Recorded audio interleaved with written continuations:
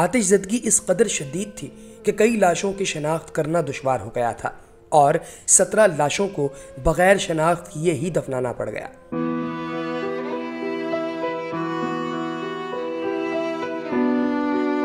ये 11 सितंबर 2012 की बात है, जब कराची के इलाके बल्दिया टाउन में वाक़े एक गारमेंट फैक्ट्री में फंसे 260 मजदूर आग में झुलसकर या दम घुटने के बायस हलाक हो गए थे। आग आखिर लगी कैसे थी?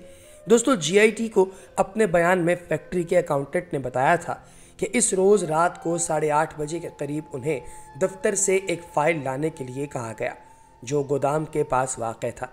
वहाँ पहुँचकर उन्होंने एक अजीब सी बू महसूस की। वो दफ्तर से बाहर आए तो उन्होंने आग को लगते और पलक झपकने में शोले बुलंद होते हुए देखा। उनका कहना था कि तपिश की वजह से उस जगह खड़ा होना भी मुमकिन नहीं था जहाँ पर मैं खड़ा हुआ था। अब वो कहते हैं कि शदीद किस्म की आग मैं अपनी आंखों के सामने देखकर मैं खुद भी परेशान हो गया और लोगों को भी मैंने चीखते हुए वहाँ से भागते हुए देखा। इसी दौरान मैं स्विच ऑफ करने का हुक्म दे दिया ताकि शॉर्ट सर्किट से बचा जा सके। प्रोडक्शन मैनेजर के मुताबिक अकाउंटेंट के चीखने पर जब वो दफ्तर से बाहर आए तो आग फैल चुकी थी। अकाउंटेंट को उन्होंने फायर ब्रिगेड लाने के लिए भिजवाया जो 1.5 घंटे के बाद भी नहीं पहुंची। मुलजिम जुबैर उर्फ चरिया GIT रिपोर्ट के मुताबिक आग लगाने वालों में शामिल थे। प्रोडक्शन मैनेजर के मुताबिक जुबैर फैक्ट्री का मुलाजिम होने के साथ साथ MQM का कारकुन भी था और फैक्ट्री में उसका काफ़ी असर रसूख था। रिपोर्ट के मुताबिक जिस दिन फैक्ट्री में आग लगी, जुबैर उर्फ चरिया 5 अफराद के साथ गोदाम के दरवाजे पर मौजूद था और चर्च से सिगरेट बना रहा था। वहीं उसने काले रंग के छोटे शॉपिंग बैग अपने साथियों को दिए और सब ने गोदाम के अंदर अलग अलग जगहों पर ये शॉपिंग बैग फेंक दिए। 5 से 10 सेकंड में पूरी फैक्ट्री को आग लग चुकी थी। GIT रिपोर्ट के मुताबिक 15 से 20 मुलाजमीन ने आग बुझाने की कोशिश की, लेकिन आग काबू से बाहर हो चुकी थी।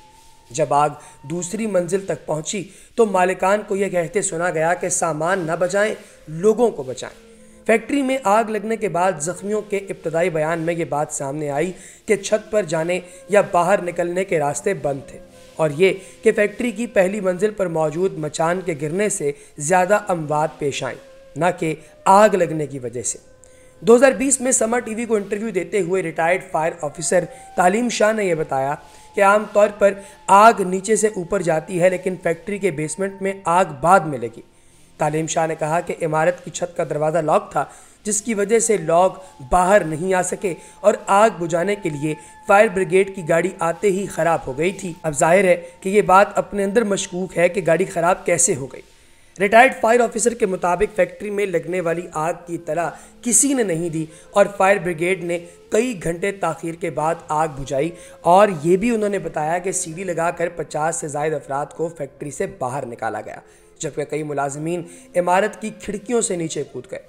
FIR दर्ज हुई तो उसका मतन ये था कि आग हादसाती तौर पर लगी है, लेकिन लोग फैक्ट्री में हिफाजती सहूलियात न होने के बायस मारे गए। बिल्डिंग का ढांचा फैक्ट्री के काम के लिए मुनासिब नहीं था क्योंकि इसमें हादसे की सूरत में बाहर भागने के रास्ते नहीं थे। साथ ही ये बात भी सामने आई कि आग बर वक्त न बुझाए जाने की वजह जो है उससे ज़ख्मी अफराद फैक्ट्री से बाहर नहीं निकल सके और दम घुटने की वजह से हलाक हो गए। इसके बरक्स मार्च 2016 में GIT के मतन के मुताबिक आग अगर हादसाती होती तो एक साथ पूरी इमारत में फैलती। आग अलग अलग जगहों पर लगी जिनमें तहखाना और ग्राउंड फ्लोर शामिल थे और शॉर्ट सर्किट जो कि इलेक्ट्रिक के इब्तदाई बयान के मुताबिक पहली मंजिल पर हुआ था, इसका कोई सबूत नहीं पाया गया। आग लगाने की वजह भत्ते की अदम अदायगी थी। आग लगाने की अहम मुबैना वजह फैक्ट्री मालिकान से मांगा गया 20 करोड़ रुपए का भत्ता था।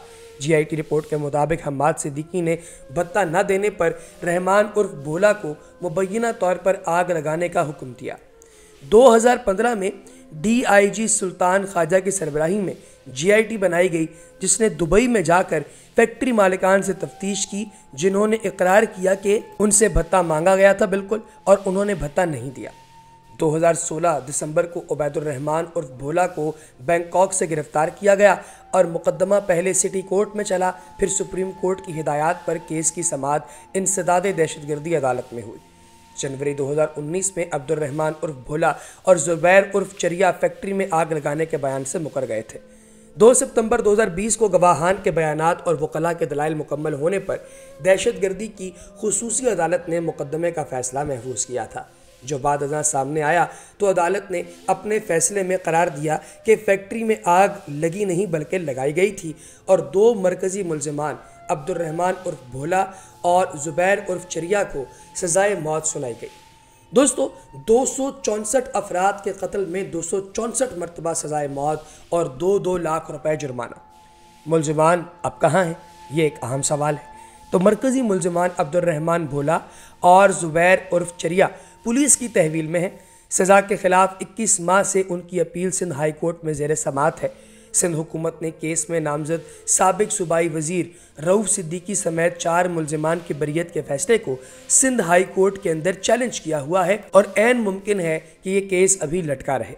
फैसले के खिलाफ अब्दुर्रहमान भोला और ज़ुबैर चरिया की अपीलें जब सिंध हाई कोर्ट में समाअत के लिए मुकर्रर की गईं तो उस वक्त 2 जजेस ने 4 मुलजिमान की बरियत के खिलाफ अपीलें दायर न करने के खिलाफ प्रोसिक्यूशन पर नाराज़गी का इजहार किया, जिसके बाद इस फैसले को सिंध हुकूमत की जानिब से चैलेंज किया गया।